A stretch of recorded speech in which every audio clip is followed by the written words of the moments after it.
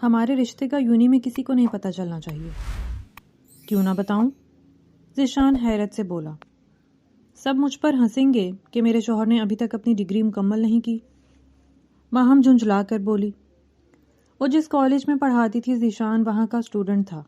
گھر والوں نے زبردستی اس کی شادی خود سے 7 سال چھوٹے کزن سے کر دی، کیونکہ اس کے خاندان میں برادری سے باہر رشتہ کرنا معیوب سمجھا جاتا تھا۔ اسی لیے گھر والوں نے دونوں کا نکاح کر دیا۔ ٹھیک ہے، نہیں بتاؤں گا، اور بدلے میں مجھے میتھ میں پورے نمبر چاہیے، میری تیاری نہیں ہے۔ وہ چوئنگم چباتے لاپرواہی سے ماہم سے بولا تو وہ کڑ کر بولی، نہیں ملیں گے، جو مرضی کر لو تم۔ ٹھیک ہے پھر، پوری کلاس کے سامنے میں اپنی بیوی کو۔ ذیشان، اس کی اتنی بدتمیزی پر ماہم کی آنکھیں پھیل گئی تھیں۔ تمہیں شرم آنی چاہیے، کتنی زبان چلاتے ہو تم۔ ماہم واقعی اس کی بات پر حیران ہوئی تھی۔ اسے بالکل بھی اندازہ نہیں تھا کہ وہ اتنی بڑی بات کر جائے گا، اور وہ بھلا اسے میتھ میں پورے نمبر کیسے دے دیتی، جبکہ وہ تو میتھ میں انتہائی نکما انسان تھا۔ تم مجھے بے ایمانی کرنے پر اکسا رہے ہو۔ آپ بھی تو مجھے غلط بیانی کرنے پر اکسا رہی ہیں، وہ دو بدو بولا تھا۔ میں نے تمہیں کون سی غلط بیانی کرنے پر کہا ہے؟ وہ کمر پر ہاتھ رکھے اس کی طرف مکمل طور پر متوجہ ہوئی تھی۔ یہی، ابھی تو آپ نے کہا کہ میں وہاں کسی کو نہ بتاؤں کہ آپ میری بیوی ہیں، اور اس میں غلط فہمی والی کون سی بات ہے؟ صرف تمہیں اپنا منہ بند رکھنے کے لیے بولا ہے۔ دیکھیں، جب مجھ سے کوئی پوچھے گا یہ اتنی پیاری سی لڑکی کون ہے جسے تم ہر وقت دیکھتے رہتے ہو، کیا لگتی ہے تمہاری، تو مجبوراً مجھے یہی کہنا پڑے گا نا کہ یہ پیاری سی لڑکی میرے ماموں کی بیٹی ہے۔ مگر یہ تو غلط بیانی ہوئی نا، کیونکہ آپ اب میری کزن نہیں، میری بیوی ہیں۔ ذیشان، توبہ ہے، تم کتنا بولتے ہو، ذرا کم بولا کرو، سمجھے؟ اور ٹھیک ہے، تمہاری بات مان رہی ہوں، لیکن اگر تم نے یونیورسٹی میں کسی کو بھی بھنک پڑنے دی تو مجھ سے برا کوئی نہیں ہوگا۔ کیا مسئلہ ہے یار، کلاس میں بھی ڈانٹتی رہتی ہیں اور کمرے کے اندر بھی آپ مجھے ڈانٹتی رہتی ہیں، مجال ہے جو ذرا پیار سے بات کر لیں۔ وہ پاؤں پٹکتا اپنا بیگ اٹھا کر باہر کی طرف چل دیا تھا۔ میں آپ کا گاڑی میں بیٹھا انتظار کر رہا ہوں، آ جائیں، جلدی دیر ہو رہی ہے۔ وہ دونوں یونیورسٹی کے لیے تیار ہو رہے تھے۔ 1 ہفتہ پہلے ہی ان کی شادی ہوئی تھی۔ ذیشان کے اگلے ماہ پیپر تھے، اس لیے وہ تو شادی کے تیسرے دن ہی یونیورسٹی چلا گیا تھا، مگر ماہم نے پورا 1 ہفتہ کی چھٹی لی تھی، اس لیے وہ 1 ہفتے بعد ہی اس کے ساتھ آج پہلی دفعہ یونیورسٹی جا رہی تھی۔ کیا مطلب ہے گاڑی میں ویٹ کر رہے ہو؟ ناشتہ تو کر لو۔ نہیں، میں ناشتہ نہیں کروں گا، میں تو کینٹین سے جا کر ہی کچھ کھاؤں گا، ادھر کہاں کچھ بنا ہوا ہوگا۔ وہ اپنی بات کہتا گاڑی کی طرف بڑھا تھا، جبکہ ماہم نے اسے وہیں پر روک لیا۔ بری بات ہے ذیشان، صبح صبح ہی تم کینٹین سے جا کر الٹا سیدھا کھانے لگ جاؤ گے، طبیعت خراب ہو جائے گی۔ ناشتہ تو گھر سے کر کے نکلا کرو۔ آؤ سب لوگ ناشتہ کریں ہیں، ہم بھی کرتے ہیں۔ وہ اس کا ہاتھ پکڑے اسے ناشتے کے لیے گھسیٹ کر لائی تھی۔ ماہم جیسے ہی کرسی کھینچ کر ناشتے کی ٹیبل پر بیٹھی، اس کی جیٹھانی نے اسے فوراً ٹوکا تھا۔ ماہم، میں نے تو صرف عدنان کے لیے 2 پراٹھے بنائے تھے اور 2 کپ چائے، تم اپنا اور ذیشان کا ناشتہ خود بنا لو۔ اور ماہم کے ہاتھ وہیں ساکت رہ گئے تھے۔ نہیں نہیں، ہمیں دیر ہو رہی ہے، پلیز چلتے ہیں، میرا فرسٹ پیریڈ بہت امپورٹنٹ ہے۔ ماہم پلیز آپ آ جائیں، میں گاڑی میں آپ کا ویٹ کر رہا ہوں۔ ماہم بھی اس کے پیچھے ہی نکل آئی تھی۔ دیکھا، میں نے کہا تھا نا ہمارے لیے وہاں پر کچھ بھی نہیں بنا ہوگا، مگر آپ کو شوق ہو رہا تھا، کروا دی انسلٹ صبح صبح، اب ٹھیک ہے، سارا موڈ خراب کر دیا۔ ذیشان کا سچ میں سارا موڈ خراب ہو چکا تھا۔ ماہم حیران رہ گئی تھی۔ تم ایسا کیوں کہہ رہے ہو؟ کیا تم پہلے کبھی گھر سے ناشتہ کر کے نہیں نکلے ہو؟ نہیں، نہ میں نے کبھی گھر سے ناشتہ کیا ہے اور نہ ہی میں نے کبھی گھر سے کھانا کھایا ہے۔ کبھی کبھار ہی ہے، اگر عدنان بھائی کے ساتھ بیٹھ کر کھا لوں۔ بھابھی کے بس میں ہو تو مجھے گھر سے پانی بھی نہ پینے دیں، اور تم بھی ذرا بچ کے رہنا، یہ نہ ہو وہ آپ کو کسی کھانے کی چیز میں زہر ملا کر دے دیں۔ اپنی جیٹھانی کی اتنی بڑی سفاکی پر ماہم حیرت زدہ تھی۔ یونیورسٹی نہ جانے کی وجہ سے وہ لیٹ اٹھتی تھی، اس کے اٹھنے سے پہلے ہی ذیشان یونیورسٹی کے لیے نکل جاتا تھا۔ اسے یہی ہوتا تھا کہ شاید وہ ناشتہ کر کے گیا ہے، لنچ وہ باہر سے کر کے آتا تھا۔ ہاں، رات کا کھانا وہ سب لوگ اکٹھے ہی کھاتے تھے۔ اتنی بڑی حقیقت جان لینے کے بعد ماہم ابھی تک صدمے میں تھی۔ حقیقت کی دنیا میں آ جائیے مسز ذیشان، آئیں، آج آپ کو میں یہاں سے اچھا سا ناشتہ کرواتا ہوں۔ کیونکہ کینٹین کا ناشتہ واقعی اچھا نہیں ہوتا اور آپ کے نازک معدے پر ہو سکتا ہے گراں گزرے، اس لیے میں نہیں چاہتا کہ آپ شادی کے 1 ہفتے میں ہی بیمار پڑ جائیں۔ نانو مجھے جان سے مار دیں گی اگر ان کی لاڈلی پوتی کو ذرا سا بھی کچھ ہوا، اور بھری جوانی میں مجھے مرنے کا کوئی شوق نہیں۔ پلیز تشریف لائیں۔ اب وہ اس کے پیچھے چلتی ہوئی کیفے کے اندر آئی تھی۔ ذیشان نے اسے اچھا سا ناشتہ کروایا تھا۔ ماہم نے سوچا تھا بل وہ پے کرے گی، مگر اس سے پہلے ذیشان نے بل پے کر دیا تھا۔ یار مجھے لگتا ہے تمہارا پہلا پیریڈ مس ہو گیا۔ ہاں پہلا پیریڈ تو کیا، دوسرا بھی آدھا گزر چکا ہے۔ کوئی بات نہیں، میں فرینڈ سے نوٹس لے لوں گا۔ میں بھی کینٹین سے ہی ناشتہ کر لیتی، تم نے بلا وجہ اپنا ٹائم ضائع کیا تمہارے اتنے اہم پیریڈ سے۔ کوئی بات نہیں، میں نے کہا نا میں نوٹس لے لوں گا۔ وہ خاموشی کے ساتھ ڈرائیونگ کر رہا تھا۔ ماہم نے نوٹ کیا تھا کہ وہ بات کرنے سے کترا رہا تھا، کیونکہ ماہم کو ایسا لگ رہا تھا جیسے اندر ہی اندر اس کے دماغ میں بہت کچھ چل رہا ہو۔ ایک بات پوچھوں ذیشان؟ اچانک سے وہ بولی تھی۔ ہاں پوچھیں۔ ذیشان نے اجازت دی تھی۔ بھابھی کا آپ کے ساتھ رویہ اتنا برا کیوں ہے؟ اور وہ ماہم کے سوال پر استہزائیہ ہنسا تھا۔ ہر بھابھی کا اپنے دیور کے ساتھ رویہ برا ہی ہوتا ہے۔ نہیں نہیں، ایسی بات نہیں ہے، کچھ بھابیاں اچھی بھی ہوتی ہیں۔ ماہم نے اس کی بات کی تردید کی۔ ہاں ہوتی ہیں کچھ اچھے خاندان کی لڑکیاں جو شوہر کے خاندان کو بھی اپنے خاندان کی طرح عزت دیتی ہیں۔ تم بھابھی کو بری لڑکی کہہ رہے ہو؟ میں بھابھی کو بری لڑکی نہیں کہہ رہا، وہ ہیں ہی بری۔ اور پلیز مجھے بلا وجہ کسی برے انسان کی حمایت سننا بالکل بھی پسند نہیں ہے، تو اس لیے اگر آپ اس کی حمایت کریں گی تو میں بالکل بھی برداشت نہیں کروں گا۔ میری بیوی ہیں آپ، صرف میری حمایت کریں۔ اور ماہم نے ذیشان کو گھورا تھا۔ بہت ہی بدتمیز ہو تم ذیشان۔ خیر مجھ سے زیادہ بدتمیز تو آپ ہیں، بالکل آپ پر ہی گیا ہوں، اور گھٹی بھی تو آپ کی ہے۔ وہ اپنی آخری بات پر ہنسا تھا اور ماہم دانت پیستی گاڑی سے باہر دیکھنے لگی تھی۔ یہ رشتہ اسی لیے بے جوڑ لگتا ہے مجھے۔ پہلے صرف ذیشان کا موڈ خراب تھا، اب ماہم کا بھی موڈ خراب ہو چکا تھا۔ ماہم کا یہ جملہ ذیشان کو بری طرح سے چبھ گیا تھا، مگر وہ ابھی کے لیے خاموش ہو گیا تھا۔ ذیشان کا دوسرا پیریڈ بھی ختم ہو رہا تھا۔ ماہم کے پہلے 2 پیریڈ فری ہوتے تھے، آخری 4 پیریڈ اس کے تھے۔ وہ آگے پیچھے کلاس میں انٹر ہوئے تھے، کیونکہ ماہم کا یہ پیریڈ ذیشان کی ہی کلاس میں تھا، اور جیسے کہ ذیشان نے کہا تھا وہ پورے پیریڈ وہ ماہم کو ہی دیکھتا رہا تھا۔ ماہم نے یہ بات نوٹس بھی کی تھی۔ ذیشان مجھے لگتا ہے آپ فوکس ہو کر لیکچر نہیں سن رہے۔ جی میم، پورا فوکس کر کے ہی آپ کا لیکچر سن رہا ہوں۔ ابھی اگر میں نے آپ سے یہاں کھڑے ہو کر کچھ لکھوا لیا نا تو آپ کو کچھ بھی نہیں آنا، اس لیے انسان بنے اور دھیان سے لیکچر کو سنا کریں۔ چند ہی نہیں رہ گئے ہیں آپ کے پیپروں میں، اگر کلاس میں سے کسی کی بھی سپلی آئی نا تو مجھ سے برا کوئی نہیں ہوگا، سمجھے؟ پوری کلاس۔ وہ ذیشان کے ساتھ ساتھ پوری کلاس کو ڈپٹ چکی تھی اور دوبارہ بورڈ کی طرف بڑھی تھی، جہاں پر وہ اپنا سوال اسٹوڈنٹ کو سمجھا رہی تھی۔ ماہم آگے پیچھے 4 لیکچر دینے کے بعد اب وہ خاصی تھک چکی تھی اور اس نے کینٹین کا رخ کیا تھا۔ اس کے 5 منٹ بعد ہی ذیشان کینٹین میں آیا تھا۔ وہ اسے دیکھ کر ٹھٹکا تھا، مگر پھر کچھ یاد آتے ہی وہ دوسری ٹیبل کی طرف بڑھ گیا تھا۔ پہلے وہ ماہم کے ساتھ ہی آ کر بیٹھنے والا تھا، مگر پھر یاد آیا تھا کہ ماہم نے اسے یہاں کسی کو بھی کچھ بتانے سے منع کیا تھا۔ ذیشان نے اپنے لیے 2 سینڈوچز اور 1 برگر آرڈر کیا تھا۔ اس نے پیٹ بھر کر کھانا کھایا تھا اور اس کے بعد ماہم کو میسج کیا تھا کہ وہ یونیورسٹی کے گیٹ پر اس کا ویٹ کر رہا ہے۔ ماہم جلدی سے اپنی چائے ختم کرتی اٹھ کر اس کے پیچھے آئی تھی۔ آپ نے کھانا نہیں کھایا؟ پہلے کہیں بیٹھ کر کھانا کھا لیں، وہ ماہم سے بولا تھا۔ 2 سینڈوچز اور 1 برگر کھا کر آئے ہو اور اس کے بعد تم نے چائے بھی پی تھی، اور آپ میرے نوالے گن رہی تھیں۔ ذیشان کی آنکھیں پھیل گئی تھیں، جس پر ماہم کی ہنسی چھوٹ گئی۔ ارے نہیں، میں تمہارے نوالے کیوں گنوں گی؟ مجھے برا لگا کہ تم گھر کے کھانے کے بجائے باہر سے کھا رہے تھے۔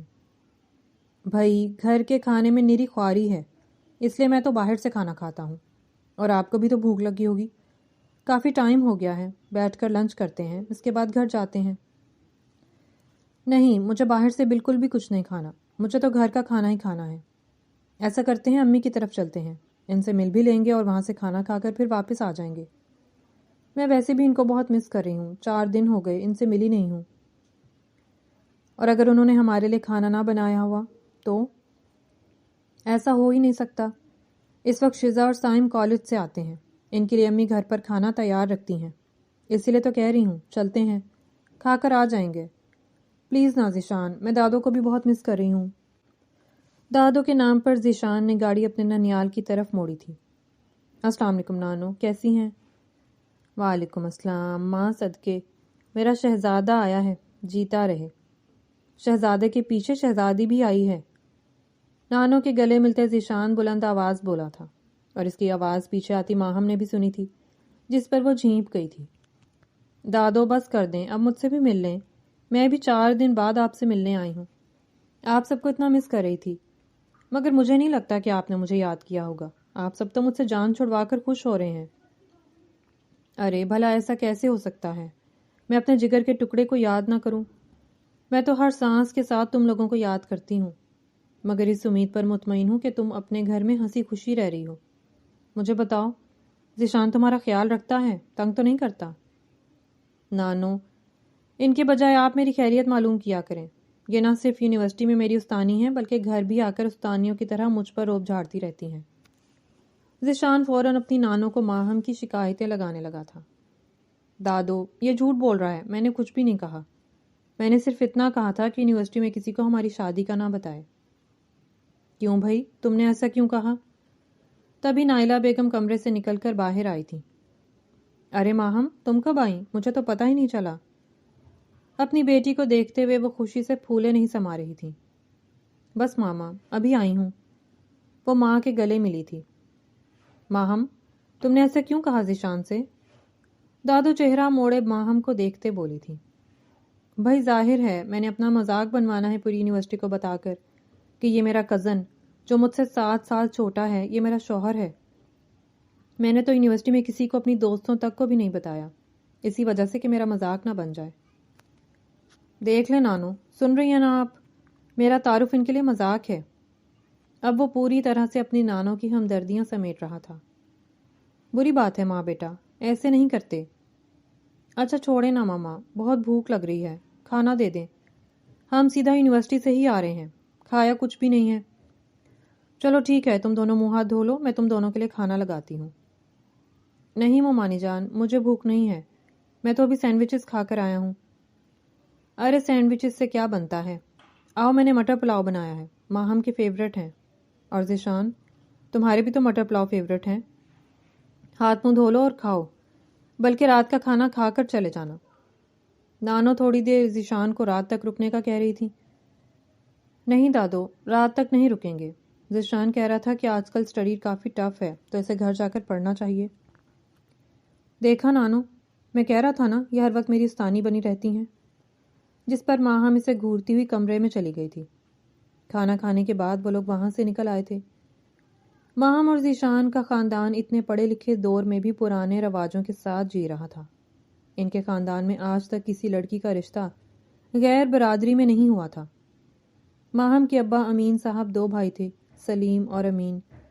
وہ دونوں الگ الگ گھروں میں رہتے تھے، مگر ان دونوں کے گھر کی دیوار سانجھی تھی۔ امین صاحب کے 3 بچے تھے، بڑی ماہم، اس سے چھوٹی شزا اور پھر سائم۔ اور سلیم صاحب کے 3 بچے تھے، بڑا بیٹا عاشر، چھوٹا فائق اور اس سے چھوٹی عائشہ۔ امین صاحب کی والدہ سکینہ بیگم امین صاحب کے ساتھ ہی رہتی تھی۔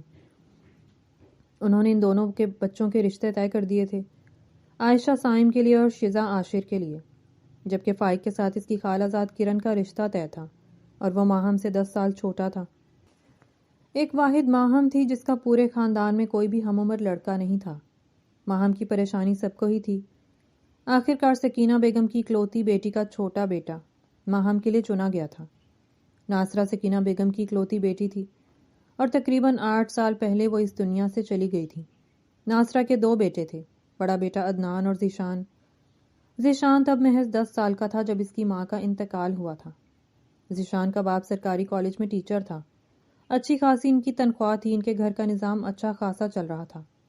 ماسٹر کمپلیٹ کرنے کے بعد عدنان بھی باپ کی سیٹ پر ٹک گیا تھا۔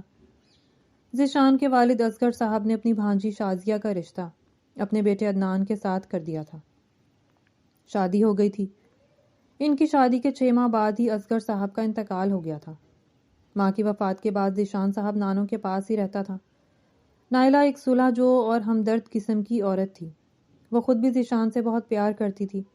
بن ماں کا بچہ تھا۔ نائلہ نے اسے ماں بن کر پالا تھا۔ عدنان کانوں کا کچا مرد تھا۔ وہ بیوی کے اشاروں پر چلنے والا تھا۔ جیسے اسے شازیہ کہتی تھی وہ بالکل ویسے ہی کرتا تھا۔ بیوی کی آنکھوں سے دیکھتا اور بیوی کے کانوں سے ہی سنتا تھا۔ ذیشان کو شازیہ نے کبھی کھانا بنا کر نہیں دیا تھا۔ اپنے کپڑے وہ لانڈری سے دھلواتا تھا یا پھر خود دھوتا تھا۔ عدنان نے اسے کبھی جیب خرچ کے نام پر ٹکا نہیں دیا تھا۔ 5 سال ہو چکے تھے عدنان اور شازیہ کی شادی کو۔ اسے یاد تھا شادی کے تقریباً 1 سال بعد ہی ایک دفعہ اس نے شازیہ کو اپنی ماں کے ساتھ فون پر بات کرتے سنا تھا۔ گفتگو کا مرکز ذیشان کی ذات ہی تھی، مگر اس کی بھابھی کے الفاظ کسی نشتر سے کم نہیں لگے تھے۔ ذیشان کا کیا بتاؤں ماں، ساری زندگی ننیال کے ٹکڑوں پر پلتا رہا ہے اور اب بھائی کو چوس رہا ہے۔ اتنی مہنگی فیس ہے، ہم کہاں سے پوری کریں؟ اتنی سی لگی بندھی تنخواہ ہے، اس میں کیا کریں ہم؟ ہمارے اپنے بچے ہیں، اوپر سے اس کا کھانا، کپڑے دھونا، میں تو جیسے ملازمہ ہوں اس کی۔ ذیشان کی آنکھیں پھیل گئی تھیں۔ وہ بھلا کب اس کے کپڑے دھوتی تھی، کھانا دیتی تھی؟ اور ننیال کے ٹکڑوں پر پلنے والی بات ذیشان کو بری طرح سے چبھ گئی تھی۔ اس دن سے اس نے فیصلہ کیا تھا کہ وہ کسی پر بوجھ نہیں بنے گا، اور شاید یہ شازیہ کا اس پر احسان تھا جو اس نے اس کی بروقت آنکھیں کھول دی تھیں۔ ذیشان کمپیوٹر میں اچھا تھا۔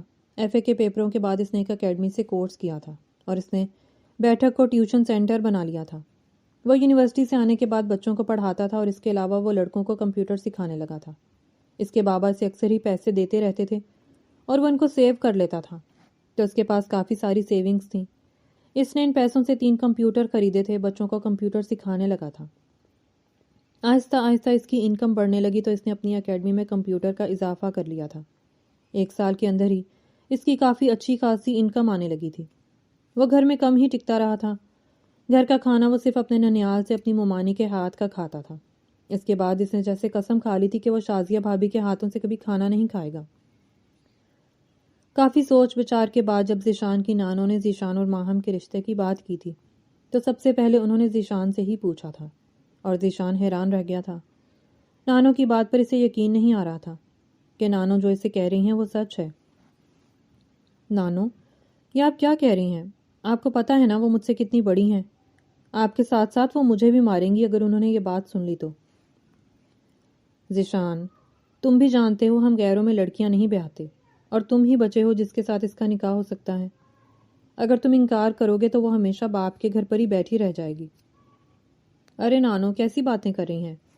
میں انکار نہیں کر رہا، مگر میں صرف یہ کہہ رہا ہوں کہ وہ مان جائیں گی میرے ساتھ شادی کرنے کے لیے۔ بیٹا، لڑکیوں کے پاس ہاں یا نہ کا کب اختیار ہوتا ہے؟ باپ کی خاطر لڑکیاں ہمیشہ قربانی دیتی آئی ہیں اور اب بھی دیں گی۔ نانو، آپ کا جو فیصلہ ہوگا مجھے منظور ہے، مجھے کوئی اعتراض نہیں ہے، باقی آپ دیکھ لیں۔ ذیشان سے تسلی کرنے کے بعد سکینہ بیگم نے اپنے بڑے بیٹے امین کے ساتھ بات کی تھی، اور ان کو بھلا کیا اعتراض ہو سکتا تھا؟ وہ جانتے تھے ذیشان کے علاوہ ماہم کے جوڑ کا اور کوئی نہیں ہے۔ وہ تو صرف اس سے 7 سال چھوٹا تھا، باقی کوئی 12 سال چھوٹا تھا اور کوئی 10 سال۔ مگر ماہم کو بہت اعتراض تھا اور اس نے خوب واویلا بھی کیا تھا۔ دادو، کیا ہو گیا ہے کہ میں آپ سب پر اتنا بوجھ ہوں کہ آپ مجھے یوں اپنے سر سے اتارنے کی جلدی میں ہیں؟ ماہم، 4 سال ہو گئے ہیں پڑھائی مکمل کر کے بیٹھی ہو، تمہارا MPhil بھی مکمل ہو چکا ہے، اب تمہاری PhD بھی آخری سیمیسٹر میں ہے۔ ماہم، تمہیں پتہ ہے ہم بیٹیاں باہر نہیں بھیجتے، ہمارے پاس ذیشان ہی آخری آپشن ہے، اس لیے تمہیں جو بھی اعتراض ہے وہ اپنے تک ہی محدود رکھو۔ ذیشان کو کوئی اعتراض نہیں ہے تو تمہیں بھی اعتراض نہیں ہونا چاہیے۔ 1 سال تک ذیشان اور ماہم کے رشتے کی بات چلی تھی۔ ماہم نے ہر طرح سے اپنے خاندان کو قائل کرنے کی کوشش کی تھی، مگر وہ اس جنگ میں ہار گئی تھی۔ وہ بہت روئی تھی اس دن جب اس نے ہاں کی تھی۔ کیا تھا جو اس کے گھر والے اس کا رشتہ کہیں باہر اس کے جوڑ کے مرد کے ساتھ کر دیتے؟ ذیشان کو وہ اپنے چھوٹے بھائیوں کی طرح پیار کرتی تھی۔ بچپن سے وہ اس کے ساتھ پلا بڑا تھا۔ اس کا تو نام بھی اس نے خود رکھا تھا۔ یونیورسٹی میں ہر کوئی اسے اس کے چھوٹے کزن کے طور پر جانتا تھا، اور اب اسی کی دلہن بنے گی، کتنی شرم کی بات تھی۔ مگر دوسری طرف ذیشان کو ذرا بھی فرق نہیں پڑا تھا۔ ذیشان ماہم کے ساتھ سب سے زیادہ اٹیچ تھا۔ ایک ماہم ہی تھی جو اسے سمجھتی تھی۔ ماہم میں ذیشان کو اپنی ماں کی جھلک نظر آتی تھی، اور یہ سچ تھا۔ وہ بالکل اپنی پھپھو پر گئی تھی۔ نہ صرف ماہم کے نین نقش پھپھو جیسے تھے، بلکہ اس کی عادتیں بھی ذیشان کو اپنی ماں جیسی ہی لگتی تھیں۔ بس اکثر ہی اس کا دل بغاوت پر اتر آتا تھا تو وہ خود کو ڈپٹ دیتا تھا۔ مگر جب نانو نے اس سے ماہم کے رشتے کے بارے میں بات کی تو اسے یقین نہیں آ رہا تھا۔ قسمت اس پر اتنی مہربان ہو سکتی ہے۔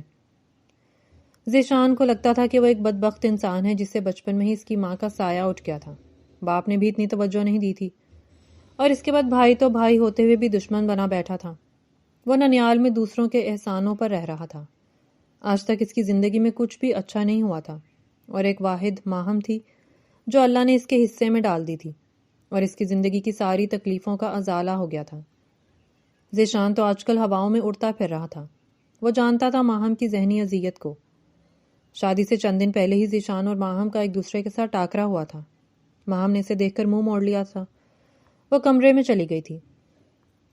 وہ مامی سے اجازت لیتا اس کے پیچھے آیا تھا۔ کیا میں آ سکتا ہوں؟ کیا بدتمیزی ہے، تم کیوں آئے ہو یہاں؟ اس نے جو دروازہ نوک کیا تھا اجازت کے لیے، وہ اس کو دیکھتے ہوئے پھٹ پڑی تھی۔ آپ کیوں رو رہی ہیں؟ کیا نہیں رونا چاہیے مجھے؟ کیا میں آپ کو بہت برا لگتا ہوں؟ ذیشان، تم بہت اچھے ہو۔ تمہیں پتہ ہے نا میں تمہارے ساتھ کتنا پیار کرتی ہوں۔ تم میرے بیسٹ فرینڈ ہو۔ ہاں بالکل، میں بھی یہی کہنا چاہتا ہوں۔ آپ خود کو اتنی تکلیف مت دیں۔ آپ بھی میرے لیے بہت اہم ہیں۔ آپ سارے رشتے بھول جائیں اور صرف یہ یاد رکھیں کہ ہم بیسٹ فرینڈز ہیں۔ میں آپ کو کبھی بھی کسی چیز کے لیے پریشان نہیں کروں گا، مگر آپ یوں خود کو اذیت دے کر ہم سب کو پریشان نہ کریں۔ میں آپ کے لیے لڑ سکتا ہوتا تو پورے خاندان کے ساتھ لڑ جاتا، مگر آپ کو پتہ ہے ہمارے خاندان کے یہ فرسودہ رواج ہم نہیں توڑ سکتے۔ مگر میں آپ سے وعدہ کرتا ہوں، میں اپنے بچوں کے رشتے باہر کر کے یہ رواج توڑ دوں گا، ٹھیک ہے؟ ذیشان، مجھے شرم آ رہی ہے تمہارے سامنے۔ تم مجھ سے اتنے چھوٹے ہو، تم انکار کر دیتے تو یہ نہ ہوتا۔ میں انکار کیوں کرتا؟ انکار کرتا تو کفران نعمت کرتا۔ ذیشان اس کے سامنے پڑے صوفے پر بیٹھ گیا تھا، اور ماہم نے اسے حیرت سے دیکھا تھا۔ یہ کیا بدتمیزی ہے؟ کیا کہہ رہے ہو؟ میں تمہارا سر پھاڑ دوں گی۔ پھاڑ دیں سر میرا، مگر میں سچ کہہ رہا ہوں۔ میں کسی کے دباؤ میں آپ کے ساتھ شادی نہیں کر رہا۔ آپ مجھے شروع سے اچھی لگتی ہیں۔ ہاں، یہ بھی ہو سکتا ہے کہ بچپن سے اب تک میں آپ کے ساتھ ہی زیادہ تر رہا ہوں، اس لیے۔ پتہ ہے جب میری امی مجھے چھوڑ کر چلی گئی تھی تو میں ہر نماز کے ساتھ یہ دعا مانگتا تھا کہ اللہ میری امی کو واپس بھیج دیں۔ تب مجھے یہ اندازہ نہیں تھا کہ جو اس جہاں سے چلے جاتے ہیں وہ کبھی واپس نہیں آتے۔ میں اسلامی کتابیں لے کر ان میں وہ وظیفے پڑھتا تھا جن میں وہ وظیفہ کرنے سے مانگی ہوئی ہر دعا قبول ہوتی ہے۔ میں نے ہزاروں ایسے وظیفے کیے ہیں اپنی ماں کے لیے، مگر جب مجھے احساس ہو گیا کہ میری کوئی دعا بھی اتنی قبولیت کا درجہ نہیں رکھتی کہ وہ میری مری ہوئی ماں مجھے واپس لا دے، تو میں نے دعا مانگنا ہی چھوڑ دیا تھا۔ میں نے زندگی میں کبھی اپنے لیے کچھ نہیں مانگا، آج تک کچھ نہیں مانگا۔ میں نے تو کبھی اپنے رزلٹ پر، اپنے اچھے نمبروں کے لیے بھی دعا نہیں کی۔ میرا دعا سے اعتبار ہی اٹھ گیا تھا۔ میں شدید گناہ کا مرتکب ہو رہا تھا، مگر آپ نے مجھے بچا لیا۔ میں نے آپ کو مانگا۔ وہ جو کافی دیر سے اسے سن رہی تھی، اپنا نام آنے پر وہ حیرانی سے پوچھ رہی تھی۔ ہاں، آپ مجھے اچھی لگنے لگی تھی، اور نانو آپ کی شادی کی باتیں کرنے لگ گئی تھی۔ آپ کا ماسٹر کمپلیٹ ہونے کے بعد ہی آپ کی شادی پر میں ڈر گیا تھا۔ پھر میں نے آپ کو اللہ سے مانگنا شروع کر دیا تھا۔ یوں سمجھیں پچھلے 7 سالوں سے میں اللہ سے صرف آپ کو ہی مانگ رہا ہوں، اور آج جب میری دعا کو قبولیت کا درجہ مل گیا ہے تو آپ کہتی ہیں میں انکار کر دوں؟ میں کبھی بھی انکار نہیں کروں گا، اور اتنا اندازہ تو مجھے بھی ہے کہ نفرت تو آپ مجھ سے نہیں کرتی۔ محبت نہ کریں، مجھے فرق نہیں پڑتا، بس میری محبت کو قبول کر لیں، میرے لیے یہی کافی ہوگا۔ اور اب رو کر اپنی آنکھوں کو تکلیف نہ دیں۔ اگر آپ میری بات مان لیں گی تو مجھ پر احسان ہوگا۔ چلتا ہوں۔ وہ اپنی بات مکمل کر کے نکل گیا تھا، اور ماہم کتنی دیر تک اس کی باتوں کے سحر سے نکل نہیں پائی تھی۔ وہ جو صرف اسے چھوٹے بچوں کی طرح ٹریٹ کرتی تھی، وہ کتنی بڑی بڑی باتیں کرنے لگا تھا، اسے معلوم ہی نہیں ہوا تھا۔ آج تک اس نے کبھی احساس نہیں ہونے دیا تھا کہ وہ اس کے بارے میں کیسی فیلنگز رکھتا ہے، اور یوں وہ رخصت ہو کر ذیشان کے ساتھ اس کے گھر آ گئی تھی۔ شادی کے بعد ذیشان نے اس کے ساتھ بہت دوستانہ رویہ رکھا تھا۔ ماہم نے بھی ذیشان کو قبول کر لیا تھا، ماہم اور ذیشان صبح ایک ساتھ یونیورسٹی کے لیے نکلتے تھے اور واپسی ان دونوں کی ایک ساتھ ہی ہوتی تھی۔ وہ آ کر 2 گھنٹے کے لیے سو جاتا تھا اور اس کے بعد شام کو بچے اس کی اکیڈمی میں پڑھنے کے لیے آ جاتے تھے، جہاں سے وہ تقریباً رات 8 بجے فری ہو کر گھر آتا تھا اور کھانا کھا کر سو جاتا تھا۔ ذیشان پہلے بھی اس کو یونیورسٹی پک اینڈ ڈراپ دیتا تھا، پہلے وہ ماموں کی گاڑی پر لے جاتا تھا، مگر شادی سے پہلے ہی اس نے اپنے لیے گاڑی خرید لی تھی اور یہ گاڑی اس نے ماہم کو شادی کے 3 دن بعد دی تھی۔ یہ آپ کا شادی کا گفٹ ہے، اس دن نہیں دی تھی، مجھے ڈر تھا کہ آپ مجھے مارنے نہ لگ جائیں۔ ہاں، جیسے پہلے تو تم مجھ سے بہت مار کھاتے ہو نا، ہر وقت تو ڈانٹتی رہتی ہوں، آپ کا کیا پتا مارنے بھی لگ جائیں گی۔ خیر، یہ آپ کا گفٹ ہے، یہ میں نے لی ہے۔ ظاہر ہے اب آپ بائک پر تو یونیورسٹی جائیں گی نہیں میرے ساتھ، اور ماموں کی گاڑی پر اب آپ کو چھوڑتا ہوا اچھا نہیں لگے گا نا، اس لیے۔ ہاں بھائی، اتنے امیر کبیر ہو گئے ہو تم تو۔ سچ میں ذیشان، یونی میں جاب میری لگی ہے، مجھ سے زیادہ کہیں تم امیر ہو۔ ابھی تو مجھے بہت زیادہ امیر ہونا ہے۔ ہاں بھائی، اللہ کرے اللہ تمہارے سارے خواب پورا کرے، آمین۔ ان دونوں نے ایک زبان ہو کر آمین بولا تھا۔ ذیشان، جب تم نے شروع سے ایک ہی چیز سوچی ہوئی ہے کہ تم نے کاروبار ہی کرنا ہے تو پھر یہ ڈگری کیوں لے رہے ہو؟ جہاں تک مجھے لگتا ہے تمہیں پڑھائی میں بھی انٹرسٹ نہیں ہے سوائے کمپیوٹر کے، باقی ساری کتابوں میں تمہارے مارکس 0 کے برابر ہی آتے ہیں۔ ذیشان اس وقت بھی لیپ ٹاپ پر اپنا کوئی کام کر رہا تھا جبکہ ماہم سامنے صوفے پر نیم دراز اس سے باتیں کر رہی تھی۔ پلان بی کے لیے کر رہا ہوں، وہ مصروف سا اسے جواب دے رہا تھا۔ Plan be? اور وہ کیا ہے؟ اس نے لیپ ٹاپ بند کر کے کہا۔ آپ کو بتایا تو ہے، اپنا برانڈ لانچ کرنا ہے۔ وہی تو، اتنا اچھا پلان ہے تمہارا تو پھر کیوں ٹائم ضائع کر رہے ہو؟ پلان اے فیل ہو گیا تو آپ کا اور بچوں کا خیال رکھنے کے لیے پیسے بھی تو چاہیے ہوں گے نا، اس لیے پھر ڈگری ہوگی تو کہیں نہ کہیں جاب کر لوں گا۔ وہ لیپ ٹاپ سائڈ پر کرتا بیڈ پر اس کے برابر میں آ کر نیم دراز ہوا تھا۔ بچوں کے نام پر ماہم کے گال بلش کرنے لگے تھے۔ آپ کو پتہ ہے جب آپ شرماتی ہیں تو کتنی پیاری لگتی ہیں۔ ذیشان، جب تم بلا وجہ رومانٹک ہوتے ہو تو زہر لگتے ہو، وہ اسے گھورتے ہوئے بولی تھی۔ آپ مجھے ہر وقت ڈانٹ سکتی ہیں مگر میرے رومانس کے وقت بالکل بھی نہیں۔ وہ اس پر حاوی ہونے لگا تھا اور یہ سچ تھا، کچھ لمحوں میں وہ واقعی اس پر اتنا حاوی ہو جاتا تھا کہ اس میں کچھ بھی کہنے کی ہمت نہیں رہتی تھی، اور ابھی بھی یہی ہوا تھا۔ اس دن وہ اکیڈمی سے نکل کر جیسے ہی لاؤنج میں آیا تھا تو اسے دیکھ کر ماہم نے جلدی سے کھانا ٹیبل پر لگایا تھا۔ کھانا کھانے کے بعد جیسے ہی وہ فارغ ہوا تھا، عدنان اور شازیہ جیسے طاق میں بیٹھے تھے۔ وہ کمرے میں جا رہا تھا جب عدنان نے اسے واپس بلایا تھا۔ ذیشان، بات سنو۔ جی بھیا؟ ادھر بیٹھو، بات کرنی ہے تم سے۔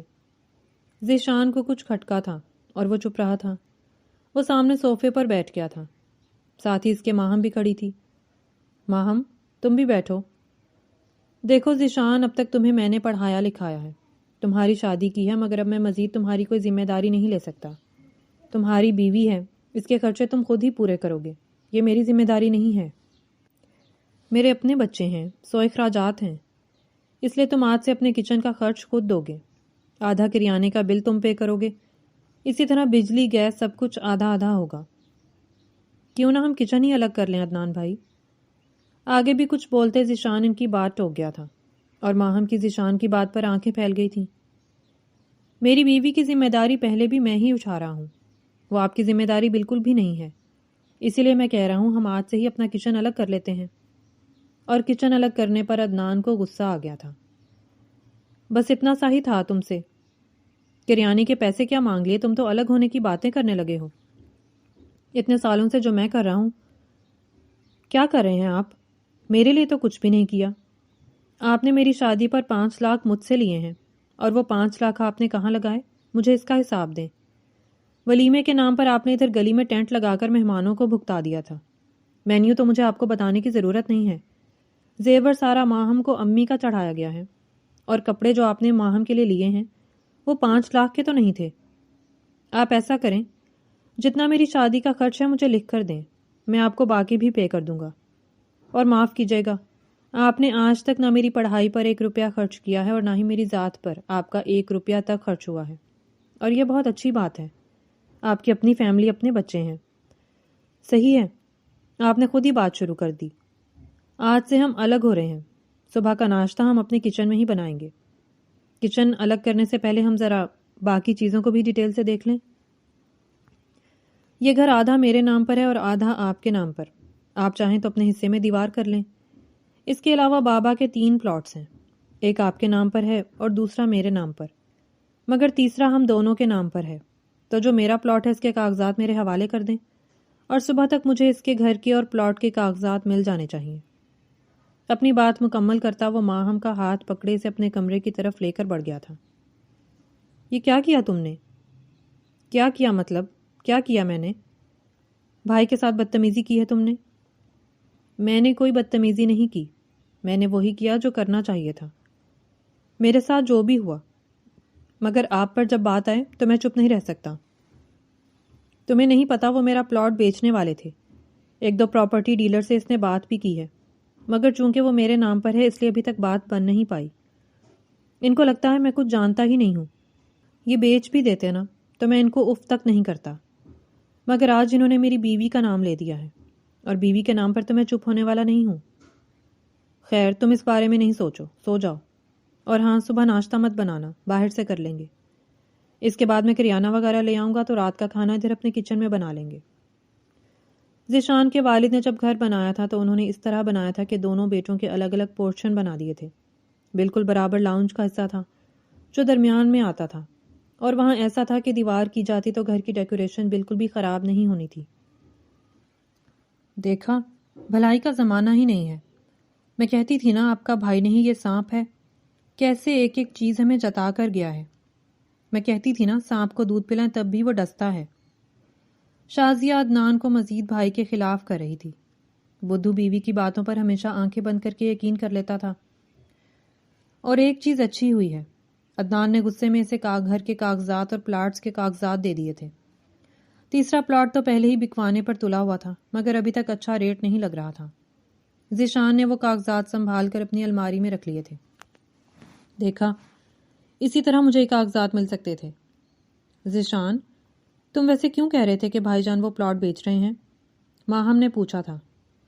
انہوں نے جس پراپرٹی ڈیلر سے بات کی ہے وہ میرے دوست کا بھائی ہے، اور پہلے بھی 1-2 جگہ سے مجھے معلومات حاصل ہوئی تھی کہ وہ پلاٹ اندر ہی اندر بکوانے کی کوشش میں ہے۔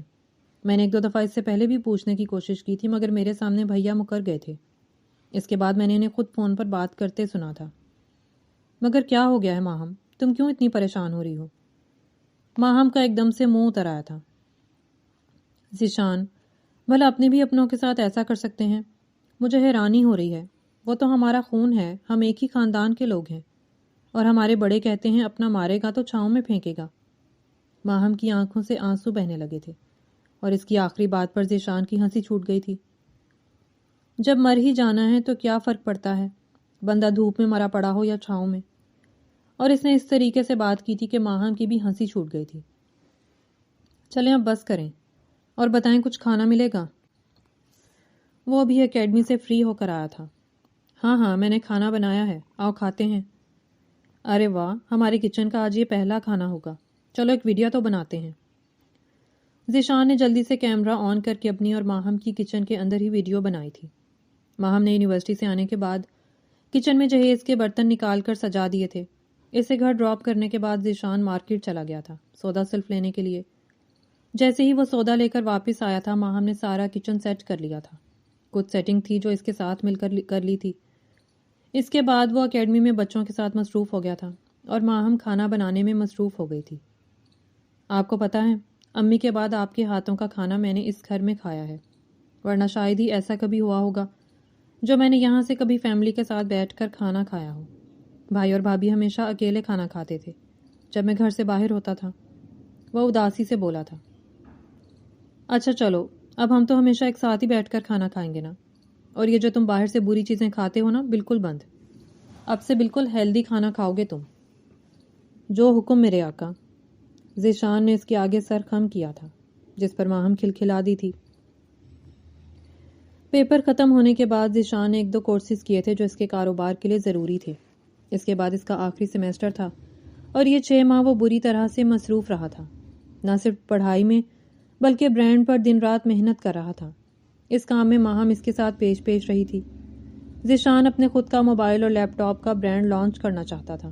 یہ اس کا بچپن کا خواب تھا اور اس کے لیے اس نے پچھلے نہ جانے کتنے سالوں سے دن رات محنت کی تھی. 20 لاکھ سے اوپر تک اس کے پاس سیونگز تھیں.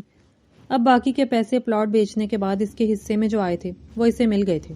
اس کی یونیورسٹی ختم ہو چکی تھی اور اب وہ دن رات اپنے برانڈ پر کام کر رہا تھا. تقریباً پیپروں کے 4 ماہ بعد اس نے اپنا برانڈ لانچ کیا تھا MZ کے نام سے، اور اس نام پر ماہم کو حیرت بالکل نہیں ہوئی تھی. شادی کے بعد اکثر ہی وہ اس کی ڈائریز میں یہ لفظ کتنی بار پڑھ چکی تھی. اپنی ڈائری پر ماہم کے لیے کچھ نہ کچھ وہ لکھتا رہتا تھا، اور یہ ڈائری اسے کچھ ماہ پہلے ہی صفائی کے وقت کمرے سے ملی تھی. اس ڈائری پر صرف 2 لوگوں کا ذکر تھا، پہلے ذیشان کی ماں کا اور اس کے بعد ماہم کا. ماہم کو اپنی قسمت پر رشک آیا تھا. کتنے پیارے دل کا مالک انسان اللہ نے اس کی قسمت میں لکھا تھا، اور اس نے اس کو ٹھکرانے کے لیے کیا کیا نہیں کہا تھا. شاید اللہ کو اس کی کوئی نیکی پسند آ گئی تھی جس کی بدولت اسے ذیشان جیسا شوہر عطا کیا تھا. ذیشان کے برانڈ کی لانچنگ تھی اور لانچنگ پر ذیشان نے اپنے دوستوں کے علاوہ صرف اپنے ماموں کی فیملی کو بلایا ہوا تھا، اور ریبن ذیشان کی نانوں نے کاٹا تھا. سب لوگ بہت خوش تھے. اس کے کاروبار میں کافی اتار چڑھاؤ بھی آئے تھے. اسے کافی مشکلات کا بھی سامنا کرنا پڑ رہا تھا، مگر وہ مشکلات کے سامنے بھی ڈٹا رہا تھا. سارا دن وہ سخت محنت کرتا تھا. اس دن وہ بہت تھکا ہوا آیا تھا. ابھی بہت ساری چیزیں ایسی تھیں جن کو سمجھنے میں بہت وقت لگنا تھا. کھانا کھانے کے بعد وہ کمرے میں آ گیا تھا. ماہم اس کے لیے دودھ کا گلاس لے کر آئی تھی. سر میں درد ہو رہا ہے تو دبا دوں؟ وہ صوفے کی پشت پر گردن ٹکائے آنکھیں موندے پڑا تھا. ماہم نے آ کر اس کے ماتھے پر ہاتھ رکھا تھا. سر میں درد تو ہے، مگر آپ کو دیکھ لیا اب درد ختم ہو گیا.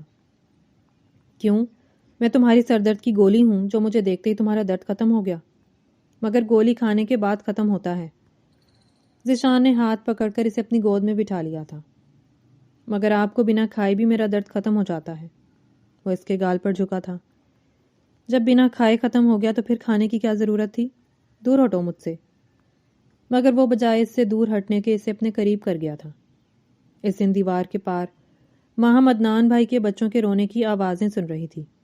وہ بچے پہلے بھی روتے رہتے تھے. شازیہ بھابھی اتنا زیادہ خیال بچوں کا نہیں رکھتی تھی. عدنان بھائی کے جانے کے بعد وہ منہ لپیٹ کر بیڈ پر سو جاتی تھی، اور بچے اگر کچھ مانگ لیتے تو الٹا وہ ان سب کو جھڑک کر رکھ دیتی تھی. بچوں کی دیوار پار سے رونے کی آوازیں معمول کا حصہ تھیں، مگر اس دن ماہم کو کچھ معمول سے الگ لگا تھا. اس کا دل ہول اٹھا تھا. وہ بھاگ کر عدنان بھائی کے گھر کی طرف گئی تھی، اور وہاں اس نے جو دیکھا تھا اس کا کلیجہ منہ کو آ گیا تھا. 6 سالہ موہد اپنے چھوٹے بھائی احد کے لیے شاید دودھ گرم کر رہا تھا، اور وہ سارا دودھ پاس کھڑی انایا اور احد کے ہاتھ پر گر گیا تھا. تھوڑا سا ہاتھ موہد کا بھی جل گیا تھا. وہ بھاگ کر ماں کی طرف گیا تھا، مگر ماں نے کوئی جواب نہیں دیا تھا. دونوں بچے شدت سے رونے لگے تھے، اور اب چھوٹے بچوں کی تکلیف پر موہد بھی رونے لگ گیا تھا. تب تک ماہم وہاں پہنچ چکی تھی اور بچوں کو جلدی سے اس نے اپنے ساتھ لگایا تھا. احد اور انایا کے ہاتھ بری طرح سے جل چکے تھے. ماہم فوراً کچن کی طرف بھاگی تھی اور وہاں سے کنستر سے خشک آٹا مٹھیوں میں بھر کر بچوں کے ہاتھوں پر چھڑکا تھا. تبھی عدنان بھائی کی بائک آئی تھی. بچوں کی حالت دیکھ کر وہ وہیں رک گئے تھے. ان کو اچانک سے چکر آیا تھا. تبھی کمرے سے شازیہ نکلی تھی. کیا مصیبت ہے تم لوگوں کو؟ ہر وقت کتوں کی طرح بھونکتے رہتے ہو. 2 گھڑی کے لیے سونے بھی نہیں دیتے. وہ اپنی ہی جون میں بچوں کو برا بھلا کہتے ہوئے باہر آئی تھی، مگر سامنے عدنان اور ماہم کو دیکھ کر وہ سہمی تھی. تب تک عدنان بھی اندر آ چکا تھا. یہ کیا ہوا؟ وہ چیخا تھا. موہد باپ کو دیکھ کر فوراً باپ کے سینے سے لگا تھا. بابا، احد اور انایا کو بھوک لگی تھی. میں نے ماما سے بہت کہا کہ دودھ بنا دیں. وہ سو رہی تھی تو میں ان دونوں کو دودھ بنا کر دینے لگا. پتہ نہیں کیسے وہ دودھ والا دیگچا مجھ سے گر گیا اور ان دونوں کے ہاتھ جل گئے. میں نے جان بوجھ کر نہیں کیا بابا. یہ رو رہے تھے. میں ان کو دودھ بنا کر دینا چاہتا تھا تاکہ یہ چپ ہو جائیں. یہ خود اپنا فیڈر میرے پاس لے کر آئے تھے، اس لیے میں نے ان کو دودھ دیا. میں نے جان بوجھ کر کچھ نہیں کیا پاپا. پلیز، مجھے نہیں پتا تھا ان کے ہاتھ جل جائیں گے. وہ بری طرح سے باپ کے سینے سے لگا رونے لگا تھا، اور عدنان نے آگے بڑھ کر ایک تھپڑ شازیہ کے منہ پر دے مارا تھا. جاہل عورت، میری زندگی جہنم بنا دی ہے تم نے. اپنے ہی بچوں کو نہیں سنبھال سکتی تم. تمہارے بچے دودھ کے لیے رو رہے ہیں. وہ چھوٹا بچہ بچوں کو دودھ پلا رہا ہے. بھائی جان، بچوں کی حالت ٹھیک نہیں ہے. ہمیں انہیں جلدی سے ہسپتال لے کر جانا چاہیے. دیکھیں ان کے ہاتھوں پر چھالے بن رہے ہیں. माहम ने इनको मुतवज्जा किया था। हाँ ठीक है, तुम बच्चों को लेकर आओ, मैं बाइक स्टार्ट करता हूँ। बाइक नहीं भाईजान, मैं घर से ज़ीशान को बुलाकर आती हूँ, गाड़ी में इनको ले जाते हैं। बाइक पर ये कैसे बैठेंगे? माहम फ़ौरन घर की तरफ आ गई थी और ज़ीशान को एकेडमी से बुलाया था। वो फ़ौरन गाड़ी लेकर आ गया था। अदनान अपने दोनों छोटे बच्चों को लेकर चला गया था। पीछे शाजिया गुमसुम सी अपने घर में बैठी रह गई थी। अदनान ने इसे झूठे मुंह भी साथ चलने को नहीं कहा था। बच्चों की मरहम पट्टी करवाने के बाद अदनान इनको घर ले आया था। शाम हो चुकी थी। ज़ीशान अभी वहीं बैठा हुआ था। अदनान और ज़ीशान ने मिलकर बच्चों को मेडिसिन खिलाई थी। माहम मोहित को लेकर वापस अपने घर आई थी और वहां से चावलों का ट्रे भरा था। इसने दोपहर के लिए पुलाव बनाया था और साथ रायता था। मोहित को साथ लेकर वो खाना लेकर अदनान भाई के घर पहुंच गई थी। भाभी, बच्चों की परेशानी में आपने कुछ नहीं बनाया होगा, इसलिए मैं आप लोगों के लिए खाना ले आई हूँ, आप लोग खा लें। अदनान अब बाकायदा तौर पर रोने लगा था। ज़ीशान, मैंने हमेशा इस औरत की बातों में आकर तुम्हें इग्नोर किया है। जो इस औरत ने कहा मैंने वही किया, मगर इस औरत ने मेरी ज़िंदगी जहन्नुम बनाई हुई है। मुझे लगता था कि अगर मैं इसकी बातें मानूंगा तो चलो ये मेरे बच्चों का ख्याल रखेगी, मगर नहीं, इस औरत का होना ना होना मेरे लिए बराबर है। मैं अंधा नहीं हूँ, मुझे सब नज़र आता है, मगर मैं सिर्फ इग्नोर कर जाता हूँ कि अब 3 बच्चों की अम्मा को कहाँ भेजूँ। मगर ये औरत एतबार के काबिल नहीं है और आज ये बात इसने साबित कर दी। जो अपने बच्चों की सगी नहीं है वो दूसरों की क्या होगी। मुझे माफ़ कर दो ज़ीशान, मैंने तुम लोगों के साथ सच में ज़्यादती की है, मगर पिछले चंद माह से इस औरत के बदलते हुए तेवर देखकर मेरी आंखें खुल गई हैं। भाईजान, कैसी बातें कर रहे हैं? छोटी मोटी बातें घरों में होती रहती हैं और इसमें भाभी की भी दानिस्ता गलती तो नहीं है। बस हो गया, छोड़ें, भूल जाएं। मैं नहीं भूल सकता माहम, तुम्हारे लिए कहना आसान है। मेरे बच्चों की हालत देखो, ये माँ है और ये आज का नहीं, ये रोज़ का मामूल है। रात को बच्चे रो रहे हों इसे फिक्र नहीं होती, बच्चों को पीट कर सुला देती है और मैं हमेशा इग्नोर करता था, मगर अब बस, इसे अगर मेरे बच्चों का ख्याल नहीं रखना तो यहाँ से चली जाए। वो बहुत गुस्से में थे। मुझे माफ़ कर दो अदनान, कैसी बातें कर रहे हो? मैं भला कहाँ जाऊंगी, अपने बच्चों के बगैर नहीं रह सकती। मैं वादा करती हूँ आइंदा मैं अपने बच्चों को कभी अकेला नहीं छोड़ूंगी। शाजिया बुरी तरह से रोने लगी थी। माहम ने आगे बढ़कर इनको तसल्ली दी थी। छोड़े ना भाभी, कैसी बातें कर रहे हैं आप लोग? देखें बच्चे भी परेशान हो रहे हैं। चले आए, हम सब खाना खाते हैं। माहम ज़बरदस्ती इन सबको बाहर ले आई थी। अनाया और अहद सो चुके थे। मोहित ने इन सबके साथ मिलकर खाना खाया था। जब वो घर जाने लगे थे तो अदनान ने एक दफ़ा फिर से इन दोनों से माजरत की थी, अपने बुरे रवैये की। शाजिया भी अपने रवैये पर शर्मिंदा थी और ज़ीशान और माहम ने खुले दिल से इन दोनों को माफ़ कर दिया था। अदनान ज़ीशान का पहले से कहीं ज़्यादा ख्याल रखने लगा था और ज़ीशान तो जैसे भाई की मोहब्बत मिलने पर आसमानों में उड़ रहा था। मैं देख रही हूँ आजकल बड़े शशके हैं तुम्हारे, माहम ने इसे छेड़ा था। हाँ, आपको पता है अदनान भाई शादी के बाद बड़े रिजर्व से रहने लगे थे। बड़े अरसे के बाद फिर पहले वाले भाईजान बने हैं। मैं तो बहुत खुश हूँ। हाँ, अल्लाह इनको हमेशा ऐसे ही रखे, आमीन। शाजिया भाभी को दोबारा से दौरा ना पड़ जाए। नहीं नहीं, उम्मीद तो है, वो अपनी गलतियों से काफ़ी बड़ी सज़ा पा चुकी हैं और वो अपने किए पर शर्मिंदा भी हैं। वक्त के साथ साथ इंसान खुद ही बड़ा समझदार हो जाता है। वक्त सबसे बड़ा उस्ताद है। आप बिल्कुल सच कह रही हैं, ऐसा ही है। ज़ीशान, ये तो मुझे आप क्यों करते हो? काफ़ी अरसे से एक बात थी इसके जहन में जो आज लबों पर आई थी। ज़ीशान जो अपने कमरे की तरफ जा रहा था, वापस माहम की तरफ मुड़ा था। और आप हर वक्त मुझसे तू तड़ाक करके बात क्यों करती हैं? वो अपने सीने पर हाथ बांधे इसको देखते हुए बोला था। तुम छोटे हो मुझसे, हम दोनों दोस्त हैं, तो मैं क्यों तुम्हें आप जनाब करूंगी? माहम के पास इसकी बात का कोई जवाब नहीं था, मगर फिर भी इसने इसे मुतमईन करना चाहा। आप भी मेरी दोस्त हैं, मगर जितना मैं आपसे प्यार करता हूँ इससे कई गुना ज़्यादा आपकी इज्जत करता हूँ, और बस इसी इज्जत की बदौलत मैं आपको कभी भी तुम नहीं कह सकता। मगर क्या आपको अभी भी ये रिश्ता बेजोड़ लगता है? वह इसको करीब करते पूछ गया था, क्योंकि काफ़ी दफ़ा माहम ने इसके सामने अपने इस रिश्ते को बेजोड़ कहा था। माहम तो इस बात को भूल चुकी थी, मगर इसे सब याद था। शुरू शुरू में लगता था, मगर अब नहीं लगता। अब तुम्हारे बगैर ज़िंदगी का तसव्वुर भी नहीं किया जा सकता। I love you Zeeshan. اور ذیشان منہ کھولے اسے دیکھ رہا تھا۔ وہ کبھی بھی ماہم سے اس بات کی توقع نہیں کر سکتا تھا۔ Thank you so much madam. Zeeshan نے خوشی سے ماہم کو ساتھ لگا لیا تھا۔ یہ کہانی دراصل رشتوں کے اس سچ کو بے نقاب کرتی ہے جسے ہم عزت، روایت اور برادری کے نام پر چھپا دیتے ہیں۔ ماہم ایک پڑھی لکھی، خوددار مگر معاشرتی خوف میں جکڑی ہوئی عورت ہے جو اپنے ہی شوہر کو قبول کرنے میں دیر کر دیتی ہے۔ اس کی کمزوری یہ ہے کہ وہ لوگوں کی ہنسی سے ڈر کر اپنے رشتے کو چھپانا چاہتی ہے، مگر خوبی یہ ہے کہ وہ اندر سے نرم دل، ذمہ دار اور سچ سمجھنے کی صلاحیت رکھتی ہے، جبکہ ذیشان بظاہر کم عمر، شوق اور زبان کا تیز لگتا ہے، مگر حقیقت میں وہ قربانی، خودداری، محنت اور خالص محبت کی زندہ مثال ہے، جو بچپن کے دکھ، محرومی اور اپنوں کی بے حسی کے باوجود کسی پر بوجھ بننے کے بجائے خود کو مضبوط بناتا ہے اور اپنی بیوی کے لیے ڈھال بن کر کھڑا ہو جاتا ہے۔ عدنان اور شازیہ جیسے کردار اس سماج کی نمائندگی کرتے ہیں جہاں رشتے مفاد پر، ہمدردی شرطوں پر اور محبت صرف اپنے فائدے تک محدود ہوتی ہے۔ یہ کہانی ہمیں یہ پیغام دیتی ہے کہ عمر، ڈگری یا سماجی معیار رشتے کی بنیاد نہیں ہوتے، بلکہ نیت، خلوص اور ساتھ نبھانے کا حوصلہ اصل دولت ہے۔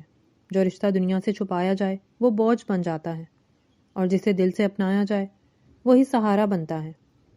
اس لیے ریڈر کے لیے سبق یہی ہے کہ روایت کے دباؤ میں آ کر سچے رشتوں کو کمتر نہ سمجھیں، کیونکہ بعض اوقات اللہ وہ نعمت ایسے ہاتھ میں دیتا ہے جسے ہم خود کمتر سمجھ رہے ہوتے ہیں، مگر وہی ہاتھ ہمیں سب سے زیادہ محفوظ رکھتا ہے۔ اس لیے دل کی سچائی اور خلوص کو ترجیح دیں اور تعلقات میں اعتماد، محبت اور قربانی کو کبھی نظر انداز نہ کریں۔ اور آپ کو یہ کہانی کیسی لگی؟ پڑھ کر اپنی رائے کا اظہار کیجیے گا اور چینل کو سبسکرائب کر لیں۔ شکریہ۔